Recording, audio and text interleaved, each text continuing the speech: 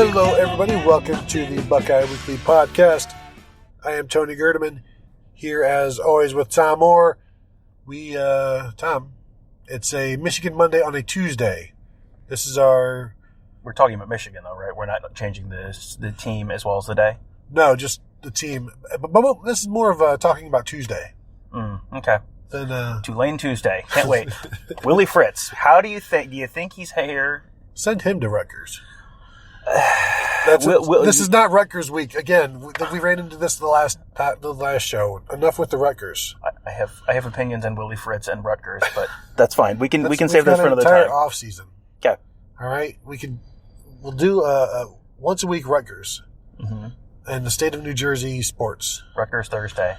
Just capitalize the R in Thursday. I mean, because nobody uses T for when it's MTWRF Friday. Yeah, that works. That's canon in Ohio State. So. That's a minute on Rutgers already, Tom. That's 1 minute too many. Let's get back to Michigan.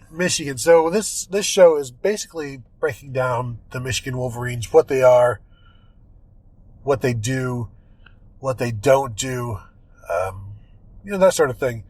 They come into this game, as you know, 9-2, a loss to Wisconsin, a loss to Penn State. But Tom, from what I hear, that Penn State loss is hardly a loss because they played so well by scoring 14 points in the second half after scoring 14 points in the first half. I mean, that's pretty good. To improve from 14 to 14 in the span of a half, I mean, I don't have the calculator app on my phone open, but I assume that's like a 1,700% improvement. Actually, I'm wrong. They scored 21, so that math doesn't work out. Oh, see, this is you. This is on you. But you went along with it. I always assume that you know what you're talking about. And whose fault is that? That is on me. But again, I think what it was is they scored 7 points in the second, 7 points in the third, 7 points in the fourth. Mm-hmm. So really, it's not a great second half. It's just a bad first quarter. Yeah. So there you go. Everything's fixed. Everything is fixed. Michigan comes into this game. I saw a stat on the message board, the Ozone message board, where they've played 5 games against top 50 rush defenses and have averaged 100 yards rushing per game. Mm-hmm. 6 games against rush defenses outside 50 and below and are averaging 200 yards a game. Mm-hmm. Tom. Is Ohio State better than 50th in the country? Let me ask you a question. Is Ohio State, where would Ohio State fall in that? Are they outside the 50? Are they close? Are they inside the 50? I think they're probably at most like 45 spots better than 50th in the country. Something around that area. So do you round up? I think you're probably going to put Ohio State in the group that Michigan's going to struggle to run against. Maybe. Because Ohio State is 5th in the nation in rushing yards. See how I just knew that off the top of my head? That was pretty good. 91.2 yards, 2.5 yards per carry. That does not bode well for a Michigan offense that, as we have said since Denard Robinson left, mm-hmm. Michigan cannot run the ball. And this year they are trying to do it with true freshman Zach Charbonnet, a redshirt freshman Hassan Haskins, who came to Michigan as a running back, immediately moved to linebacker because they probably felt he wasn't good enough to play running back at Michigan. Mm-hmm.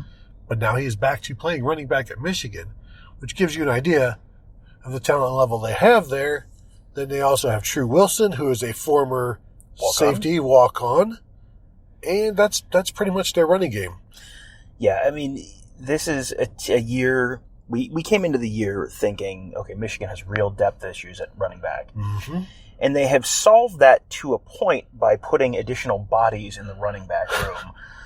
But there's no one in that room that really makes you go, wow, this is a guy who's probably going to be somewhere in first team, second team, all Big Ten running back this year. There's no one there. And the Ohio State has played teams like Journey Brown against Penn State last week. Mm-hmm. It was like, he's young. He's going to be real good. He's already, you can already sort of see flashes.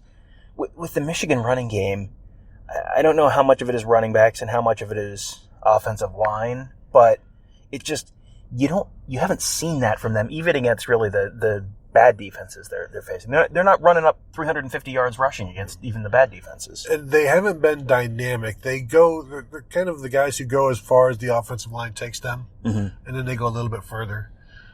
They're not necessarily explosive. Hassan Haskins has had a few 20-yard carries a few weeks ago. Zach Charbonnet has like a 40-yarder, but they're not necessarily elusive. They run hard, as you would expect them to do. Charbonnet is like 6'2", 225, so he's a big guy. But there's no the dynamic aspect of their running game does not exist. And if they do have some explosive plays in this game, that's going to be almost the fault of the scheme of Ohio State's defense, where they just get out-schemed or they get outnumbered, because individually these guys haven't been able to do that. Yeah, I mean, and it's not even the scheme of Ohio State. It's more just like a rock, paper, scissors thing. Yeah, exactly. Where, hey, Michigan knows that Ohio State is going to do this, and so they have something that directly counters that, and they might catch Ohio State out of position or something like that.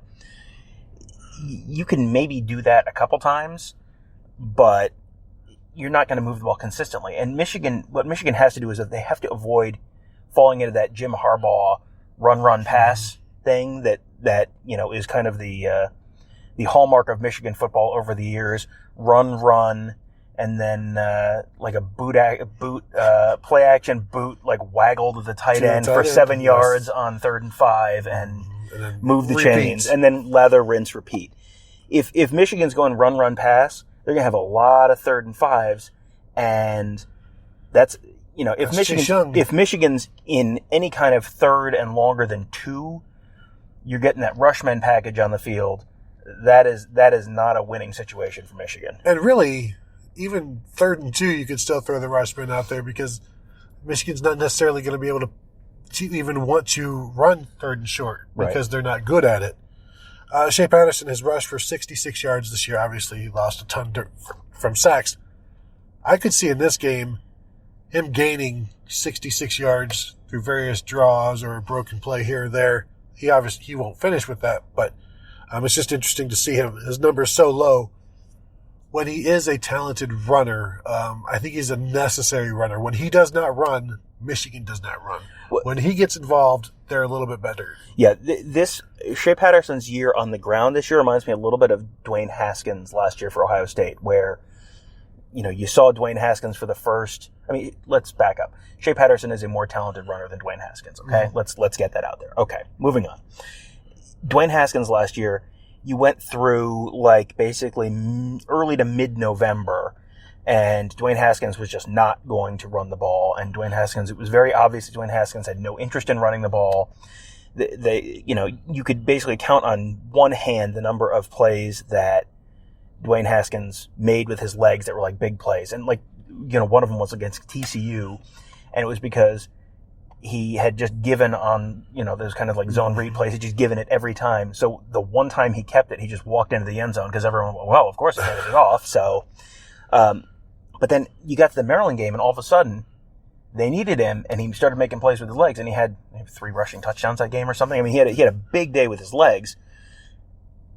Shea Patterson had a moment like that earlier this year where, there were a lot of plays where he's giving and giving and giving. And as soon as you had him keep some of them, you kind of had that constraint on the defense, and that makes their running game a little more effective. He is not going to be a Justin Fields type player in the run game. He's not going to run for, 100 yards this weekend. Right. But he can make some plays. He can pick up some 3rd and 5s if Ohio State doesn't have good rush discipline and all that. He did have 3 touchdowns rushing at Rutgers, or against Rutgers. What has he done against FBS teams this year? He had 4 rushes, 4 yards, 3 touchdowns against the Scarlet Knights. That's a good day. He's the Khalid Hill Hammer Panda. That's Shea Patterson now. I was going to say he's Ohio State's DeMario McCall. Where you have a big day against Rutgers and nobody else. Patterson has thrown for 750 yards the last 2 weeks against Michigan State and Indiana. Michigan State's pass defense is terrible. Mm-hmm. Indiana's pass defense is not much better, but it's 9 touchdowns, 1 interception. Probably could have had a couple more interceptions against Indiana, at least one other interception, and that's the thing about Dwayne Patterson. Gee, wow. I planted that in your brain. Yeah, now you sure now did. It's stuck. Shea Patterson is very capable of being excellent 60% of the time. He works every time. Then there's the other 40% where it's you hope he doesn't hurt you. And you hope the incompletion just falls harmlessly to the ground or 6 yards out of bounds, and that he picks up his own fumble, or the center lands on it, or the right tackle lands on the fumble, or when he decides to throw the ball backwards, it goes out of bounds. There's just these inexplicable, you are a senior, what are you doing? Remember, Todd Beckman used to have a couple of those situations where he'd be going down and he'd just like, you know what, I'm just going to throw it. And if my knee's down, I don't care. I'm just going to throw it. I don't know if YOLO was a thing when Todd Beckman was a quarterback, but there was a little YOLO in his game. That would describe it. But Shea Patterson has some of that as well. And he can escape. He has confidence in his arm. But there are just some decisions he makes that make you want to see if Dylan McCaffrey is ready to play quarterback. Yeah, he is. You know how your thing on this show is kind of making real weird random comparisons to old TV shows? Of course. Shea Patterson is kind of like your second spin in the wheel, spinning the big wheel on Price is Right. Okay, you got 40 cents in your first spin. Like, there's a better than 50% chance something good is going to happen here. But also, there's a 40% chance you're going to go over and you're going to lose your showcase. Yeah. We need a Price is Right fail horn. That's what we need. Not the air horn app, the Price is Right fail horn. Oh, man. Note to self. I could pause the show and you can download it right now. You could. Michigan just has to hope that when they're spinning that big wheel on Saturday, they're getting more 50s than 75, and you don't have Drew Carey patting you on the shoulder and saying consoling words. You sure do suck. So that's Shea Patterson. Can make most of the throws, sometimes chooses not to and makes bad throws instead. There's times where he aims it. I think when I don't know if his confidence wanes. It sure seems like sometimes he's questions what he's about to do. And then after he does it, he's like, yeah, I probably shouldn't have done that. And these are all times where he's playing and he doesn't have to worry about Chase Young. Whereas now, he's got this guy Chase Young who, as good as Michigan's left tackle and right tackle are, and one is decent and one is okay, Chase Young, it doesn't matter who's over at left tackle, how many tight ends you keep in. If you want to triple team him, that's fine, because you still have Deshaun Cornell, you still have Devon Hamilton, you still have Tyler Friday, Tyreek Smith, Zach Harrison, Javonte Jean-Baptiste, Baron Browning, for crying out loud. When they're pairing him on the defensive line and bringing some blitzes there, and then they move Chase Young around. We can't overstate the importance or the impact that he has when we're talking about everything that Michigan can do. Yes, they can do this. Can't really do this, but Shea Patterson can do this. But then you factor in Chase Young, and all of those can-dos come down. Right. There are so many different ways that Chase Young changes the game for Ohio State. The sacks are the obvious one, and you're going to probably have a sack or two. You know, you've talked about Patterson's issues with ball security. Okay, you get a sack, and one of them's a fumble. That ends a possession. He leads the nation in forced fumbles. Yeah, and he's going to get to the quarterback a time or two, especially if they're going to try and go 4 wide and heave one downfield. The second thing is you potentially, at least in theory, this may not have borne out last week against Penn State, but it's possible for him to draw a holding penalty. And if I don't know that that's true. If you get a holding call, that's a drive killer. You saw a holding penalty kill an Ohio State drive last week. You get one of those, that can take a possession away. But there's even the softer factor than that, which is you don't have time to throw the ball downfield. If if you're dropping back in the pocket and you're running a route that's going to take 3-4 seconds to develop, you don't necessarily have 3 and 4 seconds, especially if you're going to try and block him one-on-one. The combination of Chase Young with the defensive backs that Ohio State has being pretty solid in coverage this year for sure. That all adds up to make this a much more challenging day for the Michigan passing game than they've had the last couple weeks. Yep, and it's going to be something that bears watching because it's Chase Young is not human. Mm-hmm. I mean, he's just, it doesn't matter. In a good way. In a good way, yeah, as opposed to the bad way. You compared him to Clark. If Clark Kent's parents had let their kid play football, that's kind of it. That's it, and then you've got people playing off of him, and he makes everybody around him better. And it's not like Ohio State's defense needs a lot of help. The linebackers, the Michigan defense rather. Let's talk. Well, I guess we should talk a little bit about the Michigan receivers because they are fairly decent, and they have been productive this season, getting more productive as the season goes. But they're pretty much it's 4 receivers. It's Nico Collins, Ronnie Bell, Donovan Peoples-Jones, and Tariq Black is even getting in there a little bit.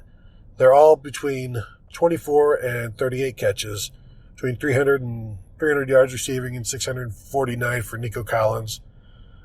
But Collins and Bell and DPJ are really the 3 guys who make it go. And what I've been seeing more of, and it's not just throwing it downfield to Nico Collins, they are finally doing some of that speed and space, where they are like extended handoffs, quick hitches out wide, slants, the RPO stuff. There's some effort in getting those guys the football where, Urban Meyer talks about the 10 guys you want to get the ball to. It's nice to have the list, but you actually have to act on it. Mm-hmm. And they've been acting on it, and Nico Collins had 3 touchdowns last week. Ronnie Bell's had games where he's had 8 catches and 100 yards. Donovan Peoples-Jones, they've been throwing a little bit too on the edges, and he's been showing that athleticism and that speed that everybody knows he's had, mm-hmm. but he hasn't really been able to show it. And so they're finally marrying this Jim Harbaugh, run the game, run the ball, but they're really not doing that. But there's the slowdown, I guess I would say. There's not as much hurry up, but there is more speed in space. They just don't seem to want to run too many plays. Yeah, this is like an intermediate step between what Michigan was before and what Ohio State is, or what, when you think of like the real high-powered offense, this is kind of like the high-powered offense with the training wheels still on. You're not going tempo, so you're not getting that many snaps in a game. You're not running 70, 80 plays most games. Mm-hmm. So you're not running up the raw numbers that most, like an Ohio State will. But they have been this is a much different Michigan team the last couple weeks than what you've seen. It's not quite to the level of 2018 Ohio State football as kind of an outlier from what Ohio State had done before, but it's on that, it's on that path. If you went back to like the Lloyd Carr era and then put this, the Lloyd Carr Jim Tressel era, and put this Michigan offense next to that Michigan offense, it would look like a different sport. I'm just looking here. The first two games this year, 78 plays on offense, 76 plays on offense. And then they get to Wisconsin, obviously you're going to have fewer because they just got pounded. But until they've had fewer and fewer plays until that Penn State game, they had the most, 82, but they had to play catch-up. Mm-hmm. So they're going faster. The last 3 weeks, 63, 67, 61 plays. That's Maryland, Michigan State, Indiana. All games where Michigan had control. They could do something if they wanted to. Mm-hmm.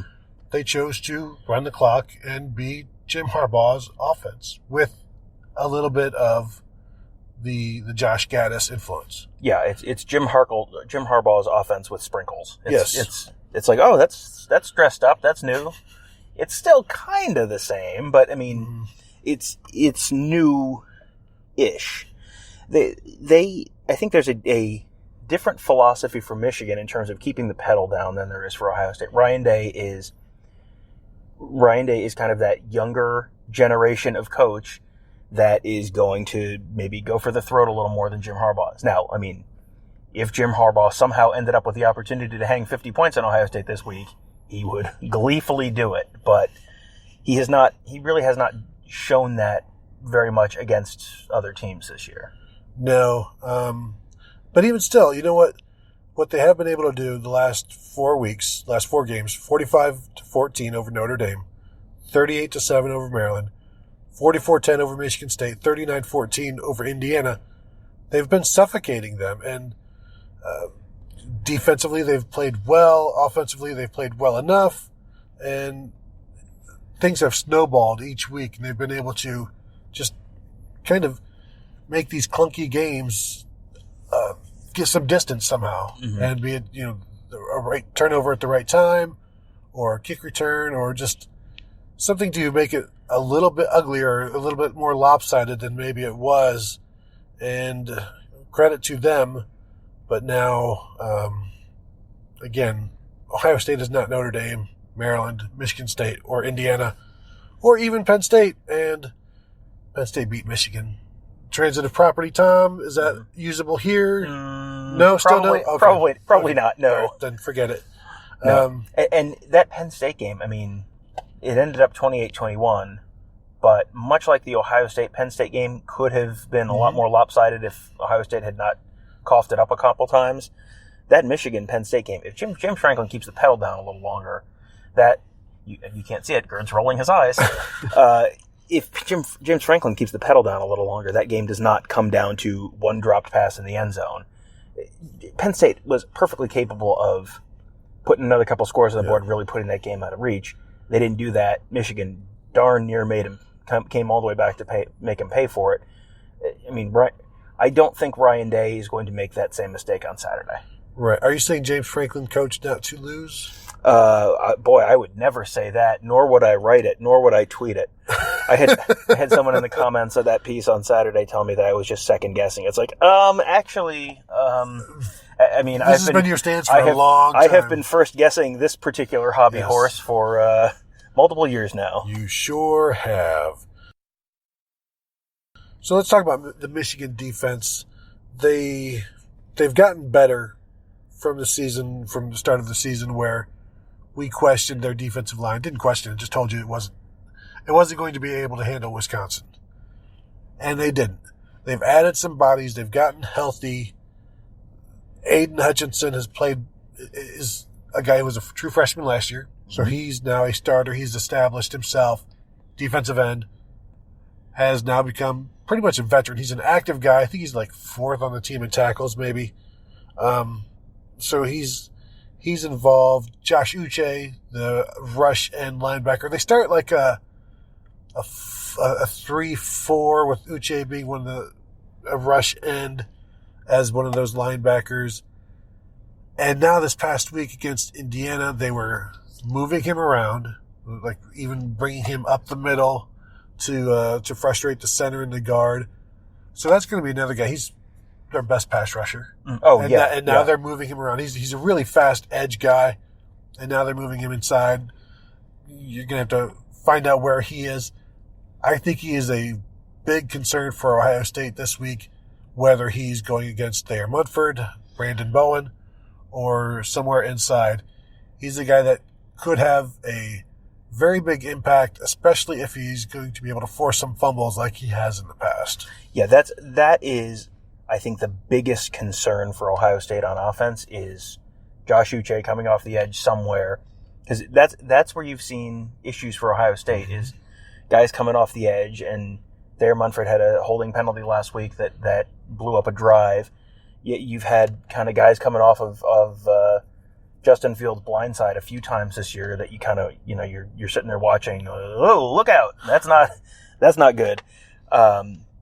He's a guy who, he's not Chase Young, but he's a good, solid pass rusher, and he has the opportunity on Saturday to make a play or two. And we talked about Chase Young stealing a possession here or there. Mm-hmm. You come off that blind side, you hit Fields from behind, hit him as the ball's kind of hanging out there, knock it out, steal a possession. That's entirely possible. That is, I think, the biggest concern that Ohio State has to have coming into this game is protecting Justin Fields and giving him give him a clean pocket to step up into so that he has, those wide receivers are going to work themselves open. You have to give Justin Fields enough time to let those wide receivers get themselves open. Yeah. Kwity Paye is the other defensive end. Uche has 8.5 sacks. Kwity Paye has 6.5. Aiden Hutchinson 4.5. So those are their 3 pass rushers that they play together. And it's not the biggest defensive line, Tom, which is why the Ohio State running game you would think will have some success when you factor in Ohio State's offensive line in terms of the running game, which we really, really like. J.K. Dobbins, who gets better as the game goes on. Surprised he didn't hit one last week. He's probably due. There were a couple times last week that I think you and I both may have talked about at the press box. It was like those one guy away from, he got 8 and he came one guy away from getting 60. And there was even times last week Peyton Ramsey was juking guys, and you superimpose Justin Fields doing that, and he's going to be picking up more yards than what a Peyton Ramsey would for Indiana. So there's the opportunity for the Ohio State offensive line to maybe overwhelm an undersized Michigan defensive line. But then the blitzing is the equalizer, and Don Brown, we know, loves to call those blitzes. And if you can pick them up, Ohio State will be fine. Yeah. And I said in the last show, if Justin Fields doesn't get hit, 3, 4, 5 touchdown game. Yeah. And I'm not saying he'll have 3 or 4 or 5 touchdowns. He will. I'm saying Ohio State will win by 3 or 4 or 5 touchdowns if Justin Fields is clean all game. Yeah. Michigan has to hit big passes on offense, and they've got to get to Justin Fields on defense. If they can't do that, it's not going to happen. It's funny because you have to run the ball to win. Yeah. But if these 2 things that you just said, that's. But Ohio State is probably also going to be able to run the ball. Michigan probably also. The reason Ohio State has a much broader way to win the game is because Ohio State can run the ball and Michigan probably can't run the ball. The fact that you can do that, if they have trouble protecting Justin Fields, Ohio State can probably run the ball anyway, and Ohio State can still win even if Justin Fields is getting pressured. Michigan can't win if they're not getting pressure on Justin Fields. And Michigan can't win if they're not protecting Shea Patterson. No, and there are going to be some issues there because the center of Michigan's line's pretty okay. I mean, the guards in the center are all fine. Mayfield at tackle it's not great, and Runyon at the other tackle is better than Mayfield, but that tackle is not the spot you want to have questions going up against Chase Young. That is a game changer waiting to happen. Yeah, and even though we're saying this is Ohio State's biggest concern, protecting the passer, it's more of a concern for Michigan this week because Ohio State's pass rush is better than Michigan's, and Ohio State's ability to escape that pass rush is better than Michigan's. Mm-hmm. So Ohio State isn't as they don't have kind of the fear or it's not as bad for them as it will be for Michigan, but it's still the biggest glaring weakness, concern for Ohio State. But again, don't overlook how concerned Michigan is protecting their own guy. Michigan's defensive line is kind of interesting because coming into the year, that was kind of the big glaring weakness that we both saw with that team. And you saw it that kind of paid off in the Wisconsin game where they just got absolutely destroyed up front. And, they had issues coming into the year, and then the assumption was, okay, someone's going to get hurt during the course of the year because someone always gets hurt during the course of the year. It happens. Teron Vincent has been out for the season for Ohio State as a defensive tackle. It happens. You don't want it to happen to anyone, but it's football. That's going to happen. Michigan is in remarkably good health right now. And it's if they're one defensive tackle injury away from disaster, and they have been incredibly fortunate this year, in that spot to be as healthy as they are and make it just a concern and not an absolute, this is going to lose you the game. It has been a while since we've talked about the Michigan defensive tackle as basically Carlo Kemp and Mike Dwumfor. And that's those guys. And then an undersized Aiden Hutchinson will play inside sometimes. Mm-hmm. So we haven't talked about those guys because they've been able to, I guess, overcome it. Mm-hmm. But again, who have they played between Wisconsin and now to make you think that things are fixed. I've said with the Michigan offense the last few weeks, I think there's a bit of fool's gold there, and maybe the same is true with the Michigan defensive line. Yeah, I mean, there's certainly reason to question how good they truly are. It's not that they're great. It's just that it's not a disaster right now, which compared to what we thought they could be, seems like a win. You have to have an eye towards the fourth quarter, though, with that. Yeah. Where, okay, you've got two good defensive tackles. You don't have anyone behind them, but if they're healthy, you're okay.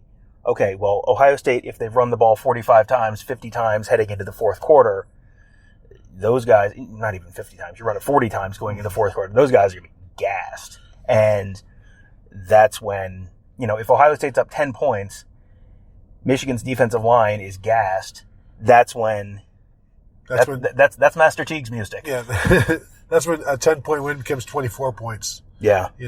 Because you look at since the Wisconsin game, when the Badgers rushed for 359 yards, Michigan then played Rutgers, who can't run, Iowa, who's but Michigan did hold them to 1 yard.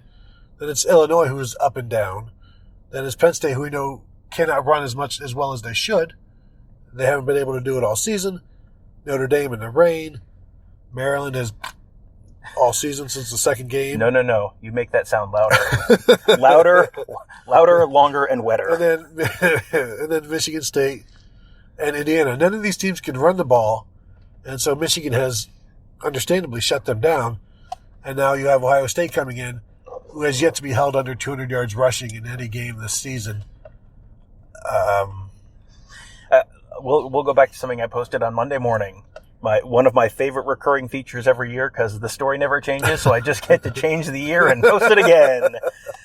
But since the year 2002, the team that runs for more yards per carry in the game wins the game every single year. Ohio State has won that particular battle every year except for 2003 when they lost. 2012 when it was even because of two kind of fluky Denard Robinson long runs. And they won that game, but it was even. And 2011, Michigan won, and Michigan won the game. Every other year, Ohio State controls the line of scrimmage on both sides of the ball, runs the ball better than Michigan does, wins the game every year. And you look at it this year, and you're like, how could Michigan possibly rush for more yards per carry in this game? They cannot. Yeah. They need to. They are not going to win that battle, so they need to do something extraordinary in other areas to overcome that series history. And, it's possible, but it requires something fairly extraordinary in another area. Yeah, and if they do somehow do it, that's almost miraculous. It's completely unforeseen, for sure, for them to outgain Ohio State per carry, because it's not something either team has shown as a thing that could happen. And that it just comes out of the blue, out of the Mason blue, perhaps. No?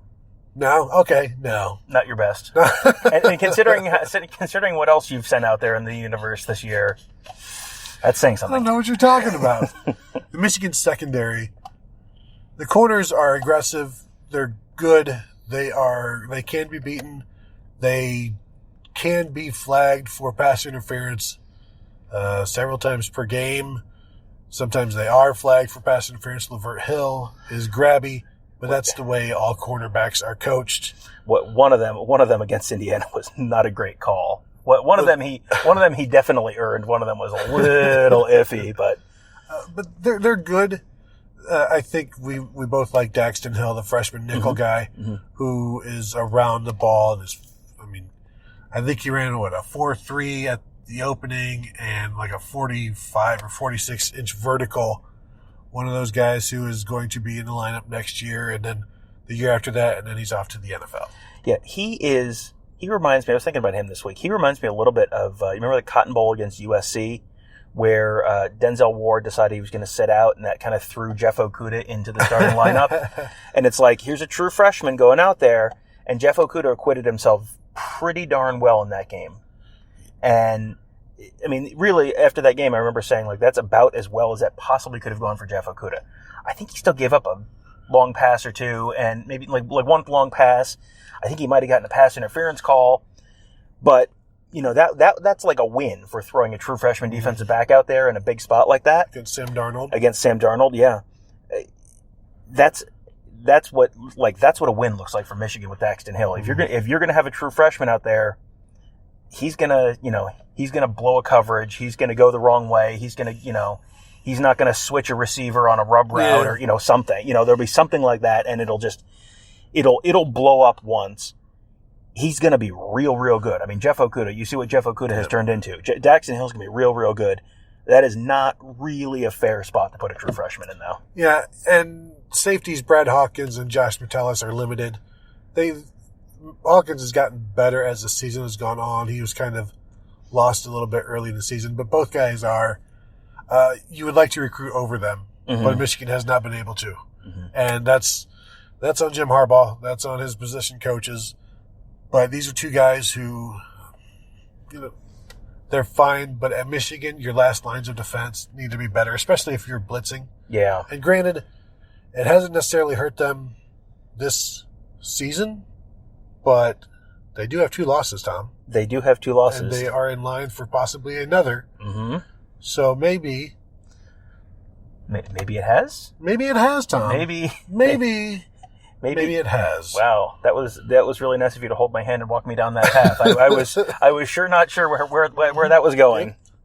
So those 2 guys are that last line of a defense that has changed from last year. They've run some more zone. They still blitz, just not as much man because of what Ohio State did to them last year with the crossing route. So I know Ohio State fans have been clamoring for where are the crossing routes this year? When teams are in that zone, you're not going to find those open drag routes. It's more of you sit in the zone and you catch it and then you try to get some yards. Yeah, I mean, if you're facing probably a mostly zone team, like Michigan's probably going to try and have that front 4 kind of contain the pocket, keep those gaps closed so Fields can't run, and play zone behind him, try not to get picked off like they did last year against Ohio State, and try and make Fields beat them deep. You want to throw something downfield to Chris Olave. That's where Michigan's going to take their chances, I would think, because you have to play, keep things in front of you for the most part. Don't let Ohio State, run those KJ Hill, Chris Olave crossing routes that they catch it 6 yards after, beyond the line of scrimmage and go for 40. That seems like, Don Hill has talked about Don Brown. I don't even know where Don Hill came from. Don Hill is the VP at the Holiday Inn who, you call when you need to get the banquet hall for the Aganis Club. 2 totally different guys. Okay. Cross Don Brown and KJ Hill. That is not a not crossover show. Oh man. Brown Thunder, Scarlet Thunder? Brown Hill. No. Don Brown has talked about the fact that they are really they've been looking at Ohio State, thinking about Ohio State, working on Ohio State for several weeks now. They think they've got something for Ohio State. You have to figure something for Ohio State is going to look different than what they did last year, which was line up in man and press them and see what happens. So you got to figure it's going to be zone. Are they zone blitzing a bunch? Yeah, maybe. Try and fool Fields, try and get pressure, get the ball out of his hands quickly, drop someone into his zone and try and pick, get him underneath a wide receiver. But, if I know that, I've got to think that Ryan Day and Kevin Wilson and Mike Yursich know that and are probably, there are man beater plays and there are zone beater plays. I'm guessing Ohio State is going to have some zone beater plays worked up for this week's game. And as we've seen last year, Ohio State was playing chess when Michigan was playing checkers. They weren't really good at checkers. That was. We'll see how they go, how things go this year with.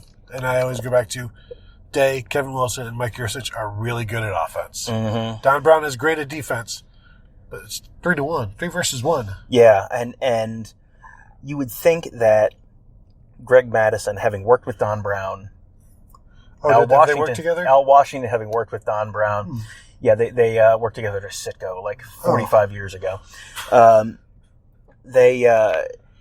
you've got to think that Greg Madison probably has some insight into what Don Brown's thinking is on certain things. And you would think there would be conversations even in the week after the Ohio State game last year, like, next year I'm going to do this. Yeah, probably. And Greg Madison's like, oh, go on, Don. Mm-hmm. What else should we do? Mm-hmm. Mm-hmm. Yes. I would think that you would think that would give Ohio State a little bit of an edge, because I feel like you probably have a general sense for what he's going to do. And if you have a general sense for what he's going to do, and Madison can give you a specific sense for what he, if he wants to play zone or he wants to drop 8, this is how he likes to do it, then either Don Brown has to get away from how he likes to do things, or Ohio State is going to have a decent sense for what they're going to do. Well, we'll get to find out Saturday. Tom, that's going to do it for this edition of this podcast, the Michigan Monday podcast, I believe on a Tuesday. We want to thank you all for listening. Make sure to check out the rest of the shows on the Ozone Radio Network with Buckeye Sleepcast on Mondays and Fridays, Silver Bullets on Tuesdays, and this week, we're like every day, the Buckeye Weekly podcast. So, and also, Tom, there's a bunch of content on the ozone.net this week and every week. But it is Michigan week. Is that correct, Tom? It's Michigan week. Michigan week. Oh, okay, that was last show. Okay, good. Keep the bits straight. Come on. Where's the air horn? No, that's the Patreon show. And also, guys, if you would like to get a couple of bonus episodes a week, this week actually, for the Michigan week, you can head up to patreon.com/Buckeye Weekly and join. And we've got some bonus shows there for you. Ad-free shows. All of our shows are there ad-free as well if you would like to sign up. And we will talk to you guys tomorrow.